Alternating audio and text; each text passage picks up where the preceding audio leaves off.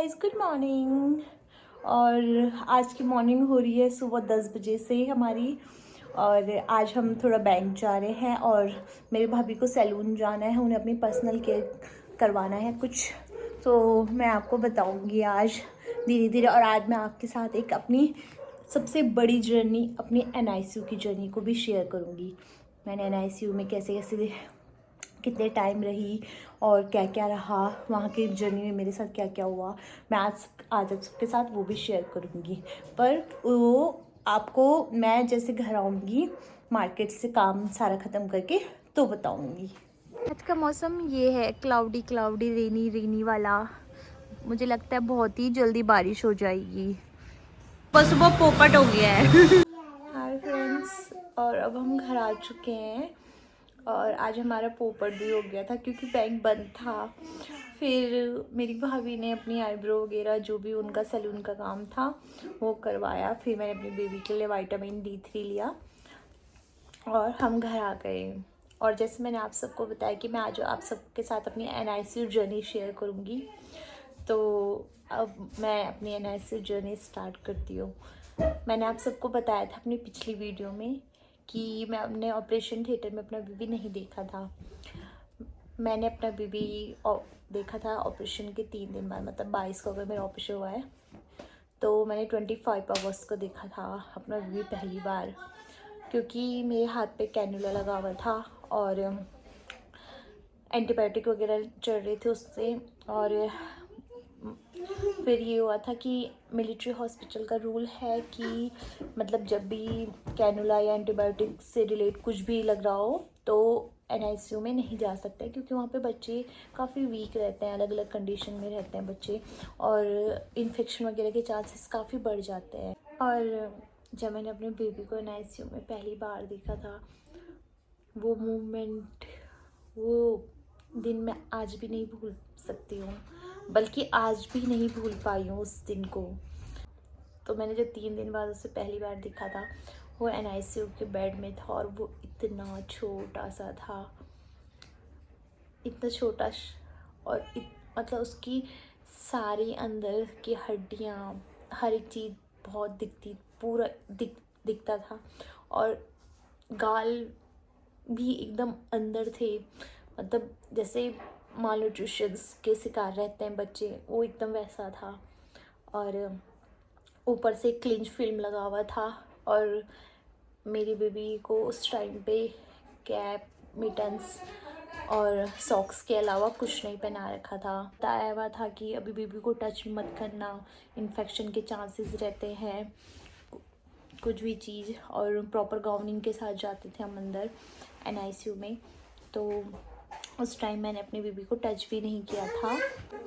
और वो जब मैंने उसे पहली बार देखा था, मैं बहुत उस दिन बहुत टूट गई थी, क्योंकि मेरे हस्बैंड भी मेरे साथ नहीं थे उस टाइम पे। और चाहिए होता है कि वहाँ पे ऐसा कोई साथ में हो। और हस्बैंड को भी वहाँ पे एक ही दिन देखना अलाउड था बेबी को। और जब मैं बाहर भी जाती थी अपनी मम्मी के पास बेबी देखने के बाद, तो छू तो नहीं पाती थी, बस देख के ही आती थी बेबी को।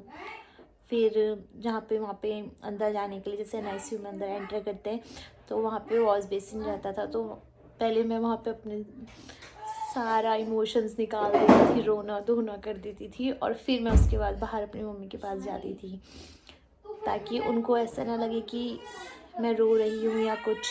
फिर मैंने उसको तब तक टच नहीं किया था, मैंने उसको 12 दिन बाद टच किया था पहली बार अपनी लाइफ में, अपनी बेबी को। क्योंकि तब तक उसके डायपर, उसको फीड, उसका कुछ भी रहता था वो ही कराते थे, बस हम वहाँ पे खड़े रह के मैं उसको देखती थी। फिर जब 12 दिन बाद उसका 3-4 दिन बाद उसका ऑक्सीजन मास्क निकाल दिया, एक एक वायर हट जा रही थी उसकी बॉडी से। और वो टाइम मेरे लिए बहुत खुशी का रहता था कि मैं जब भी जाती मैं देखती, अच्छा आज ये एक और वायर हट गई है, अच्छा आज ये भी हो गया, आज ये भी हो गया है। फिर जब कैनुला वगैरह सब निकल गया था उसकी बॉडी से भी, तो तब हमें, मतलब तब मुझे बोला था कि अब आप इसका डायपर वगैरह हर चीज़ आप करेंगी। तो उसके बाद मैंने उसको पहली बार टच किया था 12 दिन में। उसका डायपर चेंज किया था, उसके हाथ पकड़े थे, उसको छुआ था पहली बार 12 दिन में। और 13वें दिन में मैं पहली बार केएमसी करने बैठी थी और मैंने पहली बार अपने बेबी को गले से लगाया था केएमसी के लिए। केएमसी करने बैठी थी मैं 13 दिन बाद, और मैंने जब उसे पकड़ा था वो 13 दिन बाद मुझे बहुत रोना आया था। उस टाइम पे केएमसी में मैं एकदम रोने लगी थी, बहुत इमोशनल हो के वहाँ पे। तो मतलब काफ़ी लोग जहाँ पे भी जो भी मदर्स थी वहाँ पे एनआईसीयू में, वो काफ़ी आई मेरे पास कि मतलब ऐसा होता है इमोशंस होते हैं, पर काफ़ी समझाया कि बच्चे को पकड़ के नहीं रोना चाहिए, पर उस टाइम कोई कंट्रोल नहीं रहता अपने इमोशंस पे हमें। फिर 13 दिन बाद मुझे उसको पकड़ने की जर्नी स्टार्ट हो गई थी। फिर ये रहा कि धीरे धीरे मैं उसका सब कुछ करने लगी, और हर डेढ़ मतलब हर 2 घंटे में फीड कराते थे पूरे टाइम, पूरे दिन भर।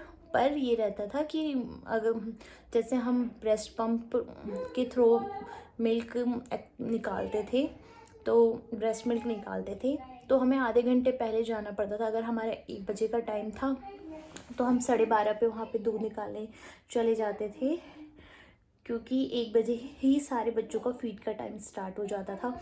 और डायपर चेंज करते करते फीड कराते हुए काफ़ी टाइम लग जाता था वहाँ पे। आधा घंटा जाने में, आधा घंटे बाद हम बाहर आते थे। कई बार 1 घंटा भी लग जाता था अंदर ही अंदर, क्योंकि उस टाइम बच्चे काफ़ी थे वहाँ पे। और बहुत बुरा लगता था अपने बच्चे को उस हाल में देखना। इंसान एकदम टूट सा जाता है उस टाइम पे जब बच्चे को देखता है। अपने इस स्टेज में पहला बच्चा रहता है, और एक नई माँ को उस टाइम पे कुछ नहीं पता होता है कि उसको कैसे अपने बच्चे को संभालना है, क्या करना है, क्या नहीं करना है। धीरे धीरे सीखता है इंसान। और वहाँ पे ऐसा था कि मैं जाती थी जितनी बार भी, और मैं रोते हुए बाहर आती थी। मैं जितनी बार जाती थी मैं रोते हुए बाहर आती थी। और पूरे दिन भर में हमको 2 घंटे मतलब केएमसी के लिए बैठना पड़ता है। 1 घंटा मतलब अपना टाइम मैनेज कर लो कैसे भी करना, 1 घंटा सुबह 1 घंटा दिन में। तो स्टार्टिंग में हस्बैंड भी नहीं थे वहाँ पे, तो खुद से ही मैनेज कर रही होती थी हर एक चीज़। तो लगे रहते थे अपने बच्चे के साथ हर टाइम पे। सोने का भी टाइम नहीं रहता था, ना ही खाना खाने का टाइम रहता था। और जो खाना रहता था वो भी कई बार ऐसा होता था कि जो टाइमिंग है हॉस्पिटल के खाने की और बेबी के खाने की, तो खाना एकदम ठंडा हो जाता था उस टाइम। तो प्रेगनेंसी की डिलीवरी के बाद काफ़ी केयर की ज़रूरत होती है, उस टाइम मेरी कोई केयर नहीं हो पाई, तो ठंडा ही खाना खा लेते थे। और उस टाइम बस दिमाग में ऐसा था कि मैं अपने बच्चे के लिए यहाँ पे हूँ, तो मुझे मेरी पहली प्रायोरिटी वो है। मुझे उस टाइम ना खाने से मतलब था, ना किसी चीज़ से मतलब था, मुझे बस अपने बच्चे से मतलब था। फिर ये रहा कि धीरे धीरे जैसे टाइम बढ़ता गया, तो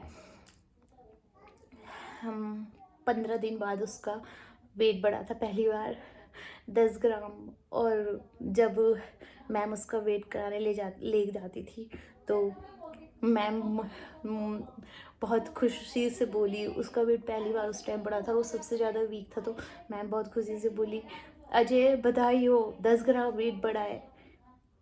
तो वो भी टाइम मिलने बहुत अच्छा था, खुशी का था, क्योंकि वहाँ पे सबसे ज़्यादा वीक मेरा बेबी था। उसके रोने तक की भी आवाज़ अच्छे से नहीं आती थी, क्योंकि वीक था आवाज़ में। मतलब इतनी एनर्जी भी तो होनी चाहिए कि अगर बच्चा रो रहा है तो उसकी आवाज़ खुल के आए। फिर ये रहा कि धीरे धीरे उसका वेट बढ़ने लगा, हर एक चीज़। मैंने वहाँ पे 50 दिन एनआईसीयू में काटे थे। पहले पहले बहुत रोना आता था, बुरा लगता था। हर एक चीज़ में अपने बच्चे को ऐसा देखती थी। बहुत एफर्ट्स डाले हैं अपने बच्चे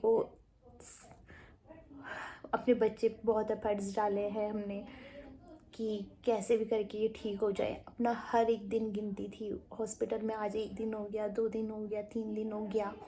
फिर उस बीच कोई ऐसा दिन नहीं गया होगा कि मैंने जिस दिन भगवान को याद ना किया हो। हर दिन भगवान को याद करती रहती थी, इतना याद करती थी, इतना याद करती थी, शायद ही इतना मैंने कभी अपनी पूरी ज़िंदगी में अपने भगवान को याद किया होगा। तो ऐसा रहा कि धीरे धीरे जैसे सब कुछ ठीक होने लगा, तो बहुत बहुत ही एक रोलर कोस्टर वाली जर्नी थी वो मेरे लिए। पहली बार फिर मेरे बच्चे को कपड़े कपड़े भी मंगवाए, तो मैं एकदम खुश थी कि अब मेरा बच्चा कपड़े पहनेगा, क्योंकि वहाँ पे सब बच्चे कपड़े पहनते थे और मेरा बच्चा डाइपर और मिटन्स ग्लव्स के बीच ही रहता था। तो जब उन्होंने मुझे बोला कि कपड़े मंगा दो अब, तो ब्लैंकेट वगैरह जो भी था, तो हम तो मतलब मैं नॉर्मल रूटीन चेकअप के लिए गई थी जब मैं प्रेग्नेंट थी, तो अचानक ही ऑपरेशन वगैरह इन सब चीज़ की नौबत आ गई थी मेरी। तो फिर ये रहा कि जब कपड़े लाए तो कपड़े भी नहीं थे, तो मेरे पैंट्स जो भी लाए थे उस टाइम पे जैसे तैसे करके मैनेज किया। रोज़ वॉश करने के लिए जाते थे, रोज़ चेंज होते थे कपड़े, हर एक चीज़। और बहुत बुरा लगता था कि जो वो कपड़े ही उसके साइज के सबसे छोटा साइज लाने के बाद भी वो कपड़ा उस पर नहीं आता था। उसकी जो कैप, बिटन्स, ग्लव्स कुछ भी रहते थे, तो उसको जो मेडिकल टेप होता है उससे चिपकाते थे कि फिट आए, हवा ना लगे सर पे, हाथों पे या पैरों पे, कहीं पे भी। उसको उसके साइज का बनाते थे टेप से चिपका के। तो फिर ये रहा कि धीरे धीरे करके टाइम बढ़ता रहा, और जहाँ पे पहले बहुत रोना आता था, कोई अपना नहीं था, फिर वहाँ पे NICU में कुछ लोग ऐसे मिले जो एक परिवार सा बन गए हैं अब। मेरे हस्बैंड ने आए थे 9 तारीख को सितंबर में छुट्टी। वो नहीं मतलब उनको मेरी फैमिली ने बोला था, मेरे पेरेंट्स ने कहा था कि अभी मत आओ, क्योंकि सबके वहाँ पे आसपास जितने भी बच्चों के पेरेंट्स थे, पापा के, सबके पापा की छुट्टी ख़त्म हो गई थी। तो मेरे पेरेंट्स मतलब मेरे पेरेंट्स ने उन्हें समझाया था मेरे हस्बैंड को कि सारी छुट्टियां यहीं ख़त्म हो जाएगी, अभी मत आओ, बाद में आना आराम से। तो मैं भी उस चीज़ को समझी थोड़ा कि चलो हाँ अभी मत आओ, फिर रहने दो, ज़रूरत तो बाद में ही है, अभी तो मैं यहाँ पे क्या ही करोगे आप, हफ्ते में एक दिन यहाँ मिलने आना है, मेरे पास टाइम नहीं है कि मैं आपके साथ आके बाहर पे थोड़ा सा बैठ जाऊँ या कुछ खाना ही ले लूँ आपसे या कुछ भी कर लूँ, मेरे पास बिल्कुल टाइम नहीं रहता था। तो ऐसा रहा कि फिर उनके वो जिस जॉब पे लोकेट थे उस टाइम पे, तो वहाँ पे ऑपरेशंस भी स्टार्ट हो चुके थे काफ़ी। तो उनको उसके बाद उनको ऐसे था कि बाद में मुझे शायद छुट्टी ना मिले या क्या हो जाए, ऑपरेशंस भी स्टार्ट हो रखे हैं, तो उन्होंने बहुत इमरजेंसी में लीव डाल दिया था। तो वो फिर 9 तारीख को पहुँचे थे और उन्होंने दूसरे तीसरे दिन बाद अपने बच्चे को देखा था। तो तब तक तो बेबी फिर भी वो अपनी लड़ाई खुद लड़ रहा था, वो काफ़ी, तब तक उसकी बॉडी पे फैट जमने लगा था थोड़ा, जहाँ पे मैंने उसे जिस कंडीशन में देखा था उससे काफ़ी बेटर कंडीशन हो चुकी थी जब उसके पापा ने उसे पहली बार देखा था। तो लड़के तो फिर भी काफ़ी स्ट्रांग होते हैं कि टच उन्होंने भी नहीं किया था, क्योंकि वो सो रखा था और वो पूरा दिखने में अपने पापा के जैसा है पहले से। मतलब बोलते हैं कि बच्चे चेंज करते हैं अपना रंग रूप, हर एक चीज़। तो वो उसके हाथ से लेके उसके थाई से लेके सब कुछ अपने पापा पे जा रखा है। जब मैं अपने बेटे को मतलब NICU के बेड में देखती थी, बुरा लगता था, पर सबसे ज़्यादा मतलब खुशी होती थी उसके थाइस देख के, उसके हाथ देख के। जैसे मेरे हस्बैंड के हैं उंगलियां लंबी लंबी, हाथ लंबे और थाइस, पैर, उसको देख के मुझे बहुत खुशी होती थी। मुंह पे जैसे फैट नहीं जमा था, तो इतना मैं मतलब नहीं हो पाता था कि किसकी तरह है मुँह भी, पर थोड़ा थोड़ा लगता था उस टाइम कि हाँ ये अपने पापा पे जा रखा है पूरा।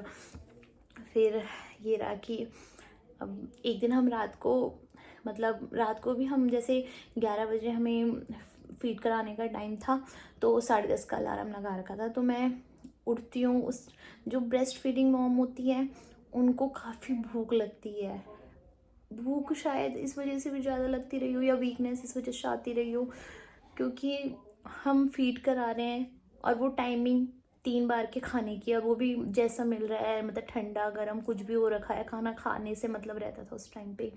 तो मैं एकदम एक दिन रात को उठी 10:30 पे, अलार्म लगा रखा था, उठी और मैंने अपने बगल बेड में कोई लेडी थी, उन्हें कहा कि आंटी मैं फीड कराने जा रही हूँ। मैं एकदम चक्कर खा के गिर गई।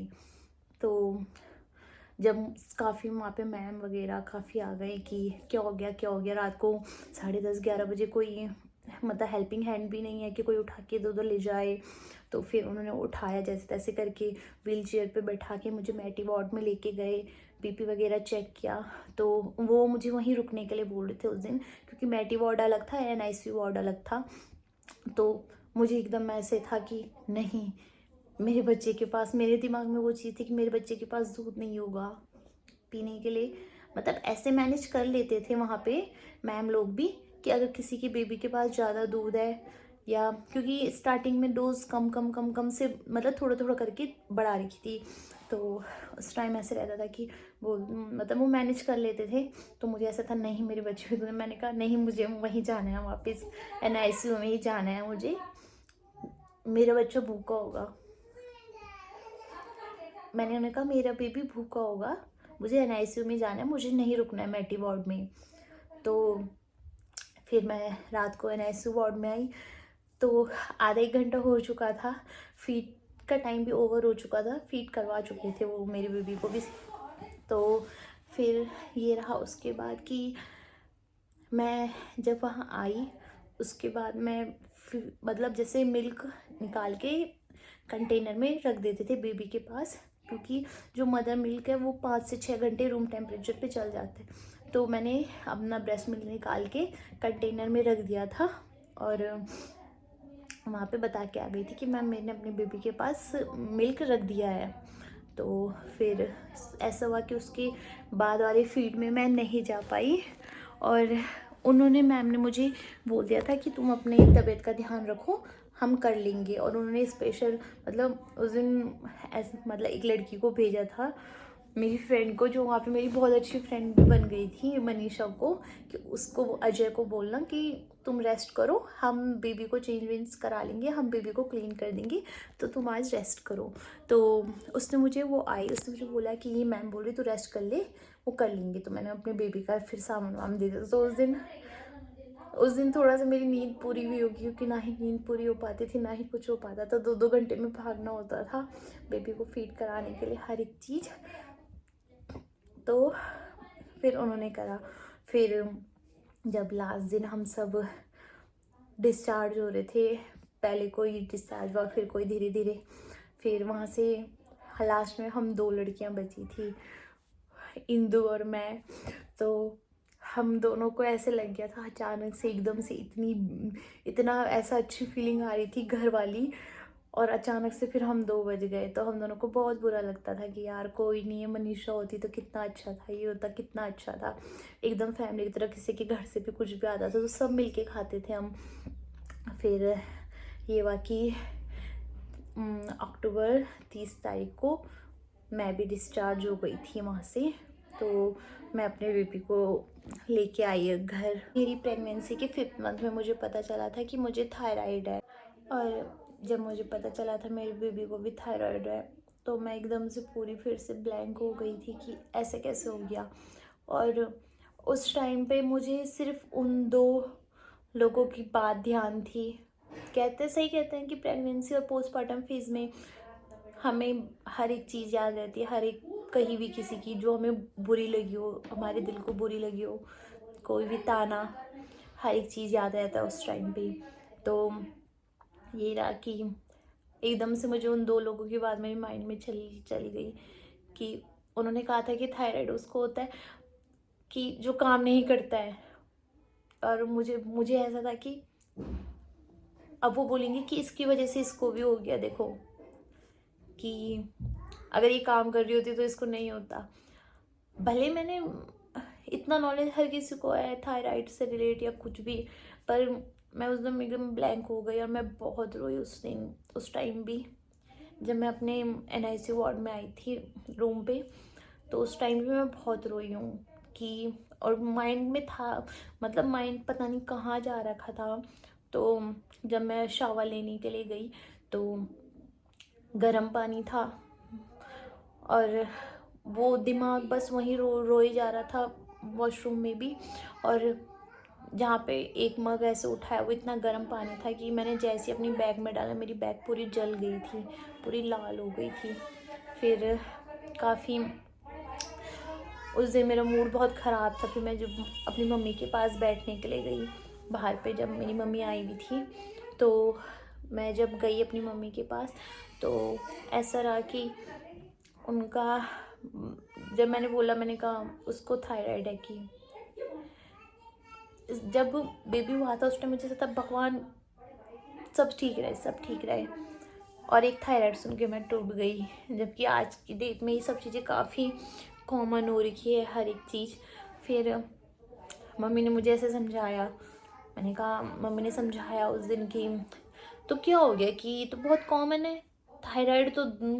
मैंने कहा मम्मी, उन लोगों ने मुझे ऐसे बोला था कि ये बात कि थायराइड तो उसको होता है, जब मुझे थायराइड डिटेक्ट हुआ था प्रेगनेंसी में, कि जो तो कोई काम नहीं करता उनको थायराइड होता है। तो मम्मी ने बोला, मम्मी को भी एकदम गुस्सा आ गया कि उन्हें पता भी थायराइड कितने तरह के होते हैं। एक तो सुखाने वाला होता है, एक मोटापा बढ़ाने वाला होता है, कि हाँ ये वो सो। तो फिर मन कहाँ मानता है। फिर हस्बैंड से बात हुई, फिर उसने भी वही समझाया, कुछ नहीं होता, ठीक हो जाएगा ये वो सो। तो मेरे लिए वो, भले वो फेज़ एक रोलर कोस्टर वाला था, पर लास्ट में सबसे अच्छी बात ये थी कि मेरा बेबी जब हॉस्पिटल से बाहर आया, तो उसका थायराइड भी हॉस्पिटल में ही ख़त्म हो चुका था। और हर एक चीज़ उसकी हॉस्पिटल में, उसे कोई प्रॉब्लम नहीं थी, कुछ भी नहीं थी। तो मैंने बहुत बुरा फेज़ देखा है। और फिर ये रहा कि जब मेरे बेबी का 1700 वेट बढ़ा, मतलब 1700 पे पहुंचा था, मैं बहुत खुश होके जो वहाँ पे सीनियर नर्स थी उनके पास गई थी, NICU में, NICU वाली जो सीनियर नर्स थी। मैंने कहा मैम, मेरे बेबी का वेट 1700 हो गया है, एकदम खुशी से। तो मैम बोलती, हाँ मुझे पता है, क्योंकि उसके बाद हम वेट वगैरह हर एक चीज़ में ही चेक करती थी उसका। मेरे पास रूम पे भी दे दिया था बेबी NICU वार्ड में। तो मैम ने कहा मुझे पता। मैंने कहा मैम डिस्चार्ज कब होंगे अब? तो मैम एकदम बोलती कि आज बात करती हूँ। हाँ, मैं एकदम बोली, मैम मैं पागल हो गई थी। मैं थोड़ा इमोशनल होकर रोने लग गई थी मैम के पास ही, कि मैम मैं पागल हो गई थी, मैंने कब से बाहर की दुनिया नहीं देखी है। 40-50 दिन हो गए हैं, इतना टाइम हो गया यहाँ हॉस्पिटल में। तो फिर वो भी मतलब ऐसे हंसते हुए बोली मुझे कि अच्छा, तो हम तुम्हें यहाँ पे टॉर्चर करते हैं क्या? जाया करो बाहर, हम थोड़ी ना मना करते हैं कि बाहर घूम लो फिर लो। पर उस टाइम हॉस्पिटल में इतना टाइम ही नहीं लगता था कि हम गेट के बाहर पे भी थोड़ा बाहर धूप देखने ही चले जाएं। तो फिर वहाँ पे 1800 पे डिस्चार्ज मिलता था। पर ऐसा था कि उन्होंने, मैम ने कहा कि जब HOD मैम आई थी NICU वार्ड की, तो कि मैम ये काफ़ी अच्छे से अपने बेबी का टेक केयर कर रही हैं, हर एक चीज़ काफ़ी अच्छे से खुद ही अपने बेबी को संभाल रही हैं। तो 1700 पे यूजुअली इनको कर लो डिस्चार्ज ऐसे करके। तो मैं घर आने के बाद भी हर दो घंटे में अपने बेबी को फीड कराती थी, चाहे कुछ भी हो जाए। पूरी रात भर अलार्म लगाए होते थे मैंने, कभी मैं कराती थी, कभी हस्बैंड को बोतल फीड कराने को दे देती थी। चाहे कुछ भी हो जाए, मैं अपनी बेबी को पूरी रात भर फीड कराती थी। सबसे अच्छी बात ये थी कि मेरा बेबी पूरा हेल्दी होके हॉस्पिटल से बाहर आया था। टाइम लगा उस पर, काफ़ी मेहनत करी हमने, और हमसे ज़्यादा मेहनत उसने खुद अपने पे करी है। जो अपने लिए हर एक दिन की लड़ाई वो खुद लड़ता था, हर टाइम वो खुद से लड़ रहा होता था हर एक चीज़ से। मेरे मायके से मुझे काफ़ी सपोर्ट मिला है, और कई सारे लोग ऐसे होंगे जिनको ना मायके से भी सपोर्ट नहीं मिल पाता है, तो वो कैसे मैनेज करते होंगे। तो ये थी मेरी NICU जर्नी, जिसको मैंने जिया। बहुत अच्छे दोस्त बने वहाँ, परिवार जैसे। और काफ़ी लोगों का असली रंग दिख जाता है प्रेगनेंसी में, डिलीवरी के टाइम पे। कि कौन क्या सोचता है, कैसा नहीं है। मैंने वहाँ पे जिन जिन को आसपास के लोगों को या किसी को भी मैंने जिसको अपने बुरे टाइम पे हॉस्पिटल में पाया था, अब मैं भी चाहती हूँ कि मेरा भी रिश्ता उन्हीं लोगों से रहे जो हमारे पूरे टाइम पे साथ नहीं आए। कल के दिन मैं कैसे उनके साथ रहूँ या कुछ भी उनकी मदद करूँ। एक दिल से कुछ भी करने में और एक फॉर्मेलिटी करने में बहुत बड़ा डिफरेंस आ जाता है। शायद इसलिए ही कहीं बहुएं, कहीं औरतें अलग हो जाती है ये देख के कि इस टाइम पे हमारे साथ कैसा बिहेवियर किया है जब हमें ज़रूरत थी, और कल के दिन फिर क्या कैसे किसी चीज़ की हमसे उम्मीद रख सकते हैं। फॉर्मेलिटी तो हर कोई कर सकता है, फिर वो फॉर्मेलिटी करनी ही क्यों है जो दिल से कोई चीज़ नहीं हो रही है। दिल वहाँ पे भी बहुत टूट जाता है जब कोई सामने से ऐसे बोल रहा होता है 24 घंटे उस बच्चे के पीछे लगे हो, क्या हमने नहीं पाले हैं बच्चे।